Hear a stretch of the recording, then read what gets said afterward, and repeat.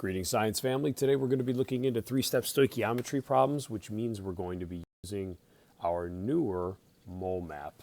So in order to do that, first we know that we always have to start with a balanced equation, because once we have a balanced equation, then we can deal with that center portion where we go from 1 mole to another. So we're going to need those coefficients. So to balance this out, we're going to divide it in half, right? The arrow is like the reactant and product side split into two. So we know that we have 2 nitrogens on the reactant side, so we're going to need 2 nitrogens on the product side. Because of that, that's going to give us 6 hydrogens on the product side. So 3 times 2 will give us 6 hydrogens on the reactant side. And I think then we're balanced. 1, 3, 2. Perfect. Now that we have that, let's look at number 1 and use this balanced equation to our advantage if it's even needed. But it looks like we're going to start off with 9 grams of nitrogen is what we have. So right away, the thing we start with, we know that that is our A object, right? So we're starting with 9 grams of that object. And it says it reacts with hydrogen, but that actually doesn't mean much to us except that it's explaining the balanced equation here because nitrogen and hydrogen are reacting together. Perfect. It then says how many liters of ammonia will form. So in the end, it looks like we're looking for liters of a new substance. So since it's a new substance, that's like object B. So if we really think about it, we're starting with grams of A, which means that first thing we have is the mass of A. So I'm going to use that on my mole map to know where I start. Now, eventually, we're going to need to end up, as our problem says, liters of B, which is volume B. So I'm going to say VOL for volume B, which means down here on my mole map is where I'm going to end. So all we have to do, since we know where we're beginning, where we're ending, we're going to follow our map to go from one place to the other. So for mass A, it looks like we're going to go over and convert to mole A. Then we'll have to go down and convert to mole B so that we can convert to volume B. So if we kind of map that out, we're going to go from mass A, we're going to next step to mole A according to our map. Don't make this more difficult than it needs to be. The map's telling us what to do. And then from mole A, we're going to convert to mole B. And then from mole B, we're going to convert to volume B. So this is literally going to be 1 step, 2 steps, 3 steps mathematically. Cool. So let's make that happen. When we start our stoichiometry problem, the first thing we want to do is write down what we're given. So we know we have 9 grams of nitrogen. That's N2. And as we do that, we know since we're going to have 3 steps, let's write out our 3 conversion factor spaces so that we can get ready to work that out. Now that we have that, let's look at step 1. Step 1 is to go from mass A to mole A. To do that, up here, it says to put 1 mole over molar mass on top. Okay, so I'm going to put 1 mole on top, just like I always have for our mole maps. And since we're still talking about nitrogen, we're still in the A side of the mole map. Object A, remember, is our nitrogen compound. So that's 1 mole of N2. And on the bottom, it says to put the molar mass. Well, since we're still talking about nitrogen, the molar mass of nitrogen is N2, which means it's 2 nitrogens added up, which is about 14.01 for each one. So added them both up, it's about 28.02 grams of nitrogen. All right, the reason this mole map works, as we already know, the units are going to cancel out. So now our grams of nitrogen are canceled out and we're just left with moles of nitrogen. That's good because now we're going to go from mole A island to mole B island. And to do that, we're going to do a mole to mole conversion, which on our mole map says B moles over A moles. So if we make a little note, we're going to put B over A. Take a look. Our B moles is NH3 and our A object is N2. So let's use those notes to our advantage to make sure. We put A on the bottom, so nitrogen is going to go on the bottom, and our B object is going to be NH3, ammonia. So the reason that it's B over A is it allows for the moles of nitrogen that we already have to cancel out on the bottom, with the moles of nitrogen we're going to put down low. So, since I'm going from moles to moles, my units on top and bottom are both going to be moles. But now I'm going to look at my balanced equation to get those numbers for the mole-to-mole ratio. So if I look at NH3, NH3 has a 2 in front of it for a coefficient. So I'm going to put 2 moles of NH3. Now if I look at nitrogen, nitrogen in my balanced equation has a coefficient of 1. So I'm going to put a 1 there. Remember, what that's really saying is for every 1 mole of nitrogen, there's going to be twice as many, or 2 moles of ammonia that are formed. So we're just using that ratio. Also, since we use the mole map, 1 mole or moles of nitrogen cancel out, and now we're left with units in moles of NH3, which is what we want to move towards because we went from mole A to mole B, and now the last step is to go from mole B to volume B, which means to go down this way. Since we work down this way, all we have to do is 22.4 liters over 1 mole, and that's exactly what we'll do.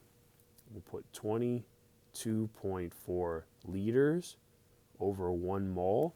Now the question is, what are my units? Is it nitrogen or NH3? And because we got rid of nitrogen, all that's left is NH3. So we would label those both top and bottom as NH3. And now that I did that, you'll see that the mole map didn't lead us astray.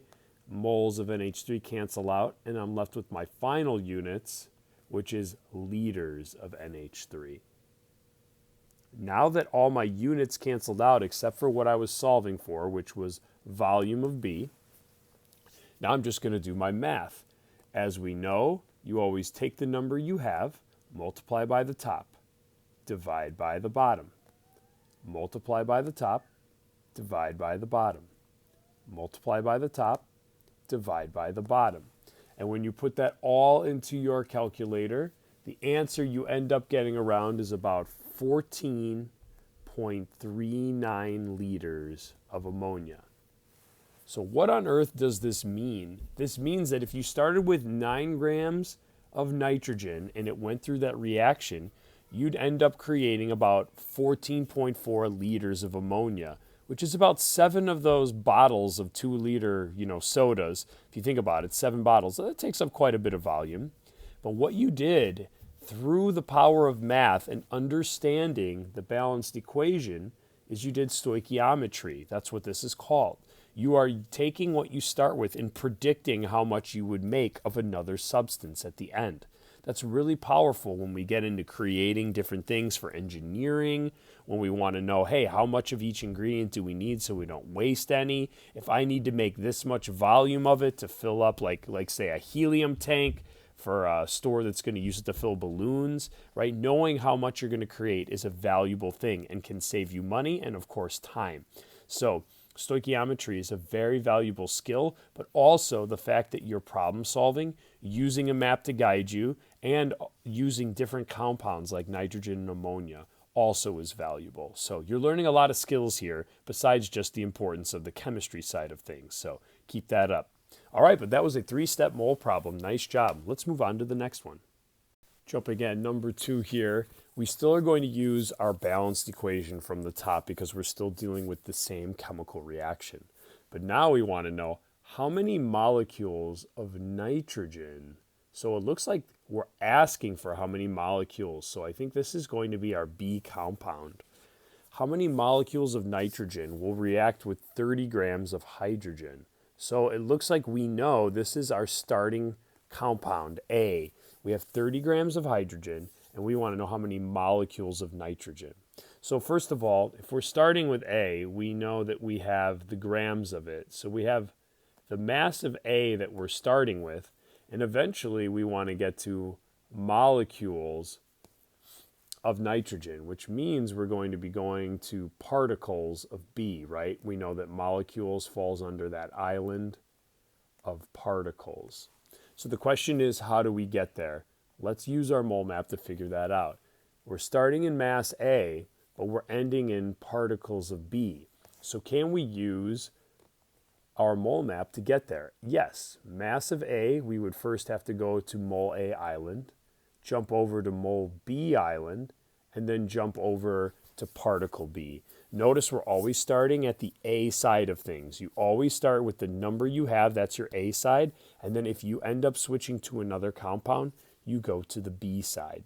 These don't always have to be 3 steps, but for this one, again, it is. For example, though, if you needed to end at moles of the new substance, that would have just been a 2-step problem instead of a 3 because you wouldn't have taken any steps further. So that's why it's important to know where you start and where you end. So it looks like we're going to go from mass A over to mole A island, over to mole B island, and then over to particle B island. Perfect. Well, let's get that started then. Let's jump in. First thing we always have to do is start with what we have for a number. In this case, we have 30 grams of hydrogen. We're going to go through 3 steps here, right? 1, 2, 3. So I'm going to make room for 3 steps. Let me erase that stuff in the way. All right, step 1 is to go from mass A to mole A. So we're going to do 1 mole over molar mass. So I'm going to do 1 mole of hydrogen, H2 on top, over its molar mass. Hydrogen is 1.01 grams on the periodic table. So added up is going to be 2.02 grams. Remember, we've done this before, so you're expected to be able to do the molar mass. That's nothing new. In fact, all these steps are nothing new. It's just using this map that's a little new. Next up, we're going to go from mole A to mole B, which means we're going to remember to B over A moles. So my B compound is nitrogen. So nitrogen's going to go on the top. And my A compound is hydrogen, so that's going to go on the bottom. I'm going to put moles for both units, and to find the numbers for this, we just have to use our balanced equation. Nitrogen has a 1 by it, so we're going to use a 1. Hydrogen has a 3 by it, so we're going to use a 3. So remember, from mole to mole step, we always use the balanced equation, right? So make yourself a note of that if you keep forgetting. Just use the balanced equation numbers, no big deal. And a lot of people say, well, I always forget, like what's B, what's A? Well, this isn't complicated, guys. Just write it out. Like you see me taking notes on what my A and B object is, and then use the map to do the A and B. But if you're too lazy to write out the units in that and figure it out, then yeah, it's going to be confusing, right? So make sure you set yourself up for success and don't make excuses for yourself saying that this is too tough. It's not. You just have to write out your units so that you know what's on the top and bottom. And to double check really quick, how are we doing? See how grams of hydrogen canceled when they're kitty corner and moles of hydrogen cancel? We're right on the right page. So now we're going to go our last step, mole B island to particle B island. And to do that, just says to put Avogadro's number on top over 1 mole. So let's do that. Let's put 6.02 times 10 to the 23rd up top. That's going to be molecules, so I'll put MC for short. And now we're dealing with nitrogen, right? Nitrogen's here, so we're in the nitrogen world. Hydrogen got canceled out, last step. So when we put everything labeled, we are now in the B area. Notice too, whenever we go down to the bottom of the mole map, these are all the B compound things, so we'll be labeling everything with the B compound. So a lot of little tips there and ways you can figure out what to label it. But again, if you don't think about it and you're looking to not think about it, it's going to be difficult. And if you're too lazy to write down units, then that's going to make it difficult as well. Moles of nitrogen cancel out. We're left with units of molecules of nitrogen. And that's exactly what we were hoping to solve for. So let's crank this out. We take the first number, always multiply it by top, divide by the bottom, multiply by top, divide by the bottom, multiply by top, divide by the bottom. We know that our units are going to be molecules of nitrogen, but our answer ends up being about 2.98 times 10 to the 24th power. So this is a really big number, but that makes sense. We're talking about individual molecules. So these should be super huge numbers. But there you go. Stoichiometry, rocking it. And let's keep it going, all right? So that was number 2. Let's jump to number 3 for one more final example. Check it out, number 3. It looks like we've got 50 grams of ammonia that we start with. So this is going to be our A compound. It says that's how much is produced.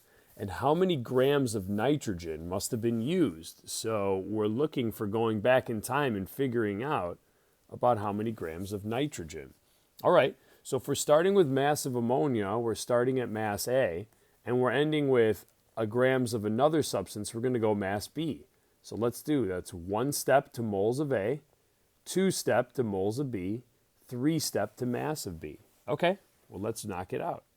If I've got 50 grams of ammonia, my first step according to my mole map, and let me get my 3 steps written down in there so I make room. My first step is to go from mass A to mole A, which means 1 mole over molar mass. So 1 mole of NH3 on top, that's what it tells you to do, and on the bottom is the mass of NH3. Molar mass is just the mass off the periodic table. When I look and add up nitrogen and 3 hydrogens, I get about 17.04 grams. That's looking good because grams of nitrogen now cancel out. Perfect. Let's go on to our next step. Now we're in moles of A. Let's jump to moles of B. So to do that, we're going to use B moles over A moles. So remember, B over A. Well, B for us is nitrogen. So we know nitrogen is going to be on top. A for us is ammonia, which is NH3. So those are going to be moles over moles.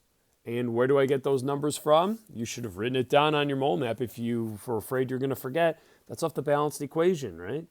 So for ammonia, NH3, there's a 2. So we're going to put a 2 next to NH3. And for nitrogen, there's a 1. So we're going to put a 1 there. Now that we did that, this looks good. Moles of NH3 cancel out.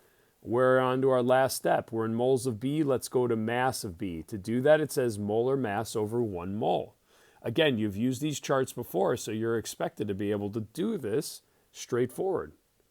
So we've got grams of N2. By the way, the mass of nitrogen off the periodic table is about 28.02 grams because it's 14.01 for each nitrogen. And on the bottom, it says to put 1 mole. Remember that these are nitrogens because we're in the B side of things. And anything on the bottom of this mole map means that we're going to be dealing with the B compound. A quick check, do our units cancel? Moles do.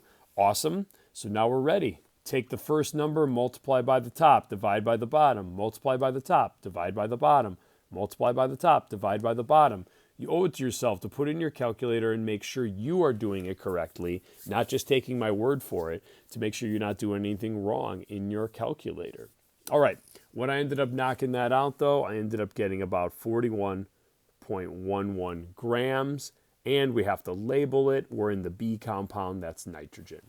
There you go. That ended up being a 3-step stoichiometry problem as well. Now, for the first 3 examples, notice we all started with mass of A, but you could start at volume A, particles A, you could start anywhere.